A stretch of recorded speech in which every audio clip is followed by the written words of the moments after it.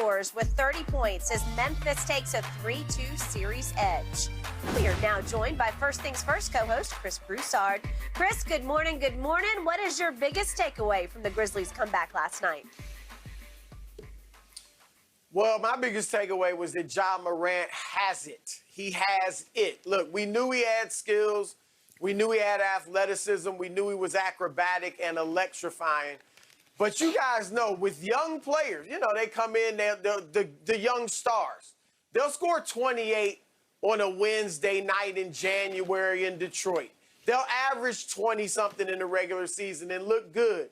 But you really don't know if they've got the heart, the fortitude, the basketball character it takes in the big moments and on the big stage until they do it. You have to see them on that stage. We've all seen guys run from the basketball and not want it in those moments. And Ja Morant wanted it. Ja Morant was not having a great series. He scored 27 points in the previous two games, 11 in the game, game 4. And even in this game, he had missed 15 of his first 20 shots. But when they were on the verge of going down 3-2 and maybe losing this series, he just took over.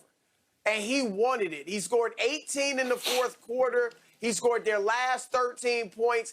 And what impressed me the most was that after going 2 for 7 from the foul line in the first 3 quarters, Ja Morant stepped up there, and he's a good foul shooter, 75%. But he stepped up there and hit 9 of 10 free throws in the clutch. You know, sometimes you can make a desperation shot when you're not thinking, you have nothing to lose because nobody thinks you're going to make it. But when you're on the foul line, you have to think about it. You have to wrestle with your own mental demons. Or what does it mean if I miss this shot? And pressure. And he handled it. So Ja Morant told me that he has it. He's not afraid of the moment. You saw the great move, the great layup at the end of the game to win it. That was my biggest takeaway from it. And look, I still think this is a series, guys. I think Minnesota wins game 6, and then we have an epic game 7. But win or lose for Memphis, I think they'll win in 7. Win or lose, though, this is good for them because you have to go through these types of tough series to really get used to playoff basketball. So my biggest takeaway is that Ja has the ice in his veins, and that's going to be good for them going forward. I can't disagree with you, Chris, but my biggest takeaway is that Minnesota is showing their youth, their inexperience, and just being dumb. They give up 220. They gave up a 26-point lead in Game 3 in the first half. They gave up a 25-point lead in the second half, and they lose that game. Chris, this series should be over. If Minnesota can close, this series should be over. This should have been the last, last night, Minnesota should be moving on, getting ready for so they'd be playing, who they play, Golden State? No, they would play Dallas. They would play Dallas. Golden State. No, it would be Golden State. It would be Golden State, okay. Yeah. 2-7. Yes, Golden State. So they should be moved. They should be getting ready. Minnesota theoretically should be getting, because I believe Golden State closes out tonight, should be getting ready for Golden State. I agree. And then, Chris, you remember Game 4? They had the big lead, and they made it a lot closer than what it should. I told Skip yesterday, said, why do you think Memphis is going to, because Minnesota will do something dumb? They got a 13-point lead. And what do they do all of a sudden? All of a sudden, somebody says, if I hit a shot, that's going to put us up 20. And if I hit a 3, that'll put us up 30, and the game will be over. So now they just come down, start jacking up shots. Karl Anthony Towns early in the shot clock shoots a one-legged Dirk Nowitzki. Turn the ball over, 23 turnovers. And I'm like, do y'all understand how that you guys should be suffocating Memphis right now, but you giving them life support because y'all keep doing these same things? 13-point lead, and the next thing you know, it's 7. They get it back to 11, and the next thing you know, Memphis say, man, we only down by 3. We got 2 minutes to go. We right here in this game. Anthony Edwards reminded me of Tony Romo last night. Tony Romo would do something spectacular, have Skip Bayless dancing in the living room. I would. And the next thing you know, he's on the floor. He threw it to the Broncos. And that's what Anthony Edwards did to me last night. After Chris Finch draws up one of the great play designs out of a timeout, guy splits it, back picks him, corner pocket, boom. Then he turns around 1 minute later, tries to go for the steal on the high. I'm going for the throat, man. Chris, he goes for the steal on the high side, gives Ja a direct path to the basket with 4 seconds.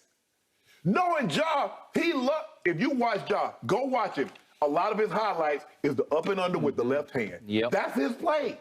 And you give him an opportunity to do his play in the last seconds of the game. I just don't get why. If you play that straight up, Ja elevates, hits a 25-footer. Coach, I don't know what you want me to do, Coach. I played him as well as I did. Hey, the guy elevated, hit a 3-pointer on me. Boom, good, it happens. It's just kind of like the Ray Allen. Ray Allen backpedaling skip, you just don't foul him. You're like, why would you foul him? If the guy backpedaling hits a for a 22.3, oh, well. I just don't get it's plays like that. And then you allow 18 rebounds in the fourth quarter. 10 of them offensively. From one guy had 10 rebounds. Brandon Clark had 10 rebounds, 7 offensive. Ja was sensational. But you know when you get big leads late in ball game, Chris, the other team's got to do something because there is no 13-point play to get you back in the game right then and there. A team has to play really, really bad to methodically let you chip away and catch them at the finish line. Okay, I hear everything both of you just said. Let me preface my remarks by saying that game last night was as electrifying an NBA playoff game as you will ever watch. I was just thrown over here and rolling on the floor over there. It was one thing after another. But now I will personalize it, Chris, to reiterate. Silly me, I picked Memphis to win the West. And you just brought up Golden State. It looks like they're turning back into Golden State right before your very eyes. Right. And I will be the first to admit, I do not love my pick of the Memphis Grizzlies because they have not looked for a second like the Memphis that I knew and loved going into this series. Right. You are correct, Mr. Sharp. Minnesota should be cruising on to the next round. And my biggest takeaway from last night is when I least expected it, Ja turned back into Ja. And Chris, I ended the show yesterday by saying, Ja, no more premature celebrating after game 2 and 3. No more social posting. No more shaming of Karl Anthony. Just go walk the talk for once. Just go back it up on the floor because you're that good and you haven't been that good yet. Chris, I was to the point of calling him Ja Durant, as in Ja was unraveling nearly as badly as Kevin Durant unraveled against Boston. Where are you? Who are you? What happened to you? So I remain shell-shocked that my Memphis Grizzlies survived last night because I don't know exactly how they did it. You want to say, well, it's more Minnesota's fault than anything that the home team did. But I'm going to reiterate. With 9:33 left in the game, Karl Anthony strokes a 3 like it's a free throw and just rips it as clean as you can rip it. It looks like just shrugging like, well, what do you expect? I'm Karl Anthony Towns. And that put them up 11. And I'm thinking, no, I'm sorry, that's 13 at that point. 13. And I'm saying, it's done. You're cooked like Memphis barbecue. You're done. And then Karl Anthony gets fouled on a 3-point shot with 6:53 left. And he goes up there and just goes boom, boom, boom. And all of a sudden it goes back to 11. And I'm saying, you're cooked like Memphis barbecue. There's no way you're going to come back. And all Ja did over the last 6 minutes was score 16 of his 18 fourth quarter points. 16 points.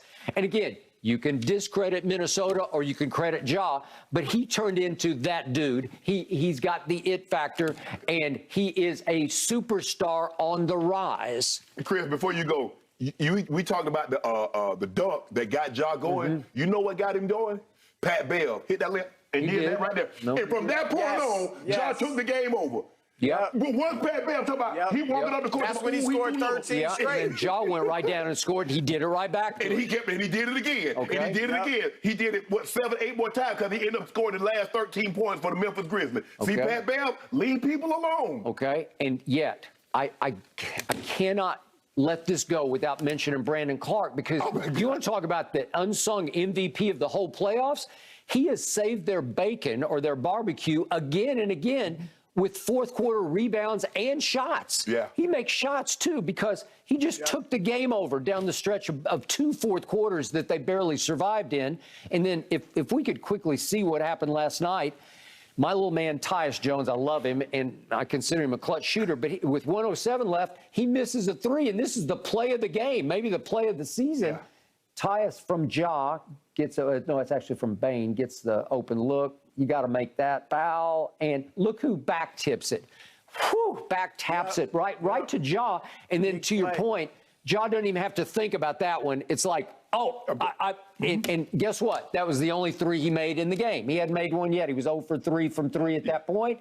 And bam, it was almost like a back tap pass, right? Brandon Rodman Clark, because he's been Dennis Rodman in the series. Dennis Rodman, okay?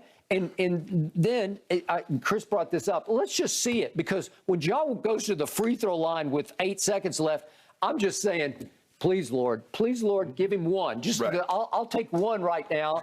And he'd already missed 6 in the game, and he made that one pretty cleanly. The next one's a little front iron, back iron friendly roll, but I'll take it. You got a little tight. A little tight. But those are huge. Yes. Which leads to the play of the game for the T-Wolves, which is, we got to see it one last time, because this is as sweet a strategic call in the sideline huddle and an execution of this play to Ant-Man. What a bounce pass right on time. Great pass. Oh, what a pass. What a shot. And I'm rolling on the floor because I'm thinking this is going to overtime, and Karl Anthony will hit 2 more threes in overtime, and it'll be over. Yeah.